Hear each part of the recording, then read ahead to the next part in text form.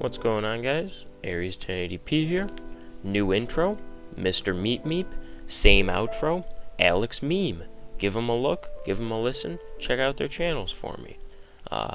Mr. Meep has a whole bunch of miscellaneous content of various kinds. Alex Meme tends to do a lot of playthroughs. He does all of his custom artwork by himself. He's got a bunch of nice thumbnails. Just really nice channel. Very underappreciated. Give him a look for me. With that said, let's get into my content today, and today we're going to be discussing how to improve in Counter-Strike Global Offensive with the least amount of time spent doing it. Now, the first thing I'd like to address is Counter-Strike is very much a mechanical-based game, and it's not a game that you're going to suddenly get after just a few hours. When I say the least amount of time, I'm still talking several hundreds of hours, if not more. This isn't just a pick-up-and-play Call of Duty where you point and shoot. Counter-Strike is very mechanically intensive, and what I mean by that is there are certain mechanics in the game that you don't know unless you have played Counter-Strike before, such as the movement system, how to do things like B-hopping, the whole spray control system, the fact that bullets don't go necessarily right where your crosshair is and that you have to do some type of spray control.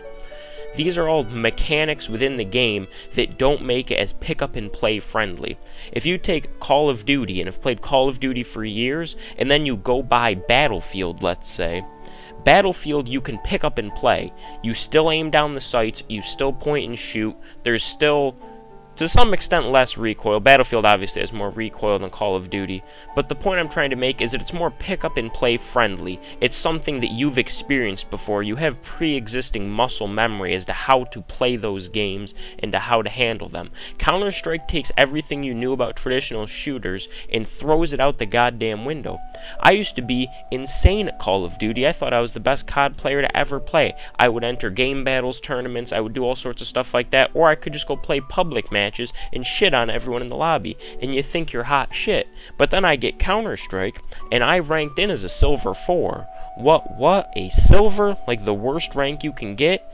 And that's to no fault of my own other than I wasn't ready for Counter-Strike. It has a whole new set of mechanics that you have to take time to learn, and the only way you're going to learn them is from playing and through time spent learning them. It comes with time. These mechanics aren't something that you just explain to someone and they get. You have to learn the muscle memory for the movement system and the spray control, and it has to be learned through repetition. It's not something that you can just say once and suddenly get. The next point I'd like to address is that there is a difference between good practice and bad practice within the game. If you want to learn this game quickly and improve very quickly, you're obviously going to need to practice. You're not just going to be able to play the game and suddenly come to this great fruition and all of a sudden everything makes sense. You're going to have to practice. But the kicker here is that there's a difference between good practice and bad practice. And what I mean by that is if you practice your spray control with your AK and you're just kind of trying to get the bullets to go into a circle, your mind is going to learn that. You're going to develop a muscle memory for your spray control, and it's going to be incorrect. You're going to want to learn it properly and perfectly to where it becomes second nature. If you've ever tried twirling a butterfly knife in real life, doing tricks with that, or pen spinning around your fingers, or anything of that nature, something that requires precision and a lot of moving, or playing a musical instrument, you don't get it right away. But as soon as you learn that muscle memory for when to move this finger, when to move that finger, what to do when your mind thinks a certain thing, and it becomes second nature, that's when you've done it right. That's the muscle memory developing. That's when it is where you want to be. Until you hit that point, you don't want to be doing wrong practice. If you're learning the piano, you're supposed to have your hands upwards, curling over the keys. You're not supposed to be resting your hands flat. That was one thing I learned when I was learning to play the piano when I was younger. That's just part of the proper form to do it. The same is true with Counter-Strike. You don't want to learn improper form or how to do something wrong, because then it may become a habit that sticks, and when you need to get up past your silver rank or up past your gold Nova ranks, you're going to need to have the proper form to be able to do it, because as you move up the ranks, you're not going to be able to cut it with these Joe Schmo tactics. I was able to get from that silver 4 rank and I had all the way up to gold Nova 3 with the current ranking system without ever practicing or ever taking time to learn anything extra. I figured out how the game worked, I played competitives, and I got up to Gold Nova 3 pretty straightforward, just based on my naturally high reaction time and the fact that I was pretty good with an AWP, I could point and shoot. I was able to get to Gold Nova 3. But as soon as I hit that, I kind of stalled out. I wasn't able to compete with people at the upper ranks ahead of that anymore because they had all been taking time to learn and practice, and I just got there from what you would call natural talent, but I really didn't know all the stuff that they knew. So all I can tell you in that department is make good practice, don't make bad practice. You want to stay focused on what you do and make sure you're practicing things properly. The third tip that I can give you if you're looking to improve quickly and improve in the most dramatic sense would be to find what it is that you are good at. I know a lot of people, and I mean a lot of people, who think that AWPing is the coolest thing ever and hitting their dank, nasty quickscopes is the greatest thing ever. But AWPing is something that once you get past Silver or you get past Gold Nova, not everyone can just do. With AWPing in particular, it comes down heavily to your reaction time. Your ability to out-AWP someone is based on A, your aim, B, your map knowledge as to where the people might be playing and where you need to pre-fire or be pre-suspecting a player to be. And then it comes down to your reaction time. If me and another AWPer peek each other at the same time and we both know how to aim, like our sights are on each other, it's going to come down to who reacts faster. Now, reaction time is entirely genetic. It is not able to be controlled at all. Some people just aren't going to be able to compete with higher tier AWPers. What I found is that the average reaction time of your average human being is 250 milliseconds. That's just a scientific fact. Your reaction to a visual stimuli is 250 milliseconds.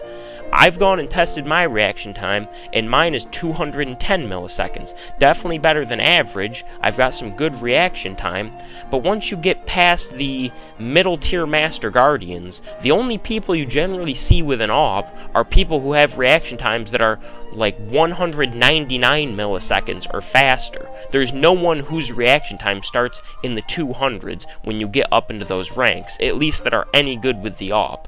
So you might be able to cut it using an AWP from Silver to Nova. Maybe you can make it to Master Guardian, but if you have a slow reaction time, you're just not going to be able to cut it. So you're going to have to find what it is that you're good at and what you naturally can do, and then work on that. It's good to obviously know how to use an AWP and use an AK and use an M4, but if you're an entry fragger rifler, you're going to want to spend more time using the rifles than the AWP. You need to practice what is important. You don't want to waste time doing useless stuff. If you want to become very good at CS as a player, wasting your time surfing for half the day isn't going to help you in that department. It might help your movement slightly, but it's not going to give you the greatest returns for your time spent. The final tip that I can give you today is that you need to accept that you will fail. If you're playing on edge the entire time because you're worried if you're going to lose your next gunfight, or you're worried that you might lose your rank, or you're afraid to make a play, you're never going to get anywhere. You have to accept that sometimes you're going to fail, sometimes you're going to have a bad game, and that is okay. You're the only person who sets the standards for yourself, and you need to allow yourself the ability to fail. One thing that I've found is that every team, whether it's just a pickup game matchmaking or a legitimate team, is that every team needs a playmaker. They need someone who's not afraid to peek, who just goes in and tries to make something happen. When you're first learning the game, you have to try to be a playmaker. You have to accept that you might be taking a risky peek, but you need to take it to learn how to be able to peek when you actually need to do it. If you're just sitting back hiding and baiting all the time, that's all you're going to ever know how to do. You have to not be afraid to try and make a play now and again, and not worry if you die. So what if you peek and you peeked the wrong angle and then you get offed? That happens. That's part of the game. You just got slightly outplayed, but now you know next time that someone could be playing in a different spot than where you thought they were. But you need to take the time to learn that through playing and accept that you're not always going to do it perfectly. And another thing I'd like to say is that rank isn't anything in this game. I know people who are rank 9s on Face It, but are only Master Guardians on matchmaking. And I know that I'm a rank 5 on Face It, but I'm a legendary eagle in matchmaking. I'm a rank B in ESEA, and I was a B prior to getting legendary eagle. I would meet people playing ESEA, and we'd have fun, and we'd add each other. But what we found, once we added each other, was I was a Master Guardian 1 who was a rank B in ESEA, but all of these rank Bs that I was adding were all Legendary Eagle Master through Global Elite. They couldn't believe that my rank was as low as it was, and that's just because I wasn't playing matchmaking. So it is the player that determines how good the player it is. It is not your rank. I have known Silvers to be better than Novas, Novas to be better than Master Guardians, and so on and so forth. It's your skill that matters, not the rank that is behind it. All that the ranks do is they help us get fair matchmaking for when we queue, whether it's our Face It rank, our ESEA rank, our matchmaking rank, anything of that nature. It is to try and get a fair and balanced map. It's to put you in with other people of and around your skill level so that you have teammates that are as competent as you, as well as enemies that are as competent as you. And these ranks also give other players a general idea of how good we are. Like I said, I'm a legendary eagle. If anyone ever wondered, Aries, how good are you at the game? And I said, I'm a legendary eagle, it would give you a general idea of where I'm at as far as my skill level is concerned. The same is true for silver. If someone says they're silver, they're either really bad at the game, or they might just be really new to the game. They're still trying to improve, and you should never make fun of someone for being a silver or being a lower rank. Everyone started at some point, and they're working to get better. I hope that these tips I've shared with you today actually impact your game, and I hope you take what I said to heart. You're only going to be as good as you allow yourself to be. If you're stuck in silver, you're not going to get out of silver queuing one match a week. You're going to have to put in more time to improve beyond silver, because that is the purpose of silver, is for those very mediocre, those lower tier players who just play extremely casually. And same with all of the ranks. Each rank is for a certain type of person and a person of a certain skill group, and if you want to move through these skill groups, you're going to have to improve as such. Thank you everybody for watching. I'm going to leave a link down in the description to Alex Memes and Mr. Meep's channels. Give those a look, and please subscribe if you're interested in more Counter-Strike content that will be coming out soon, and I hope you all have a wonderful day. Thank you for the support. Have a good one, guys.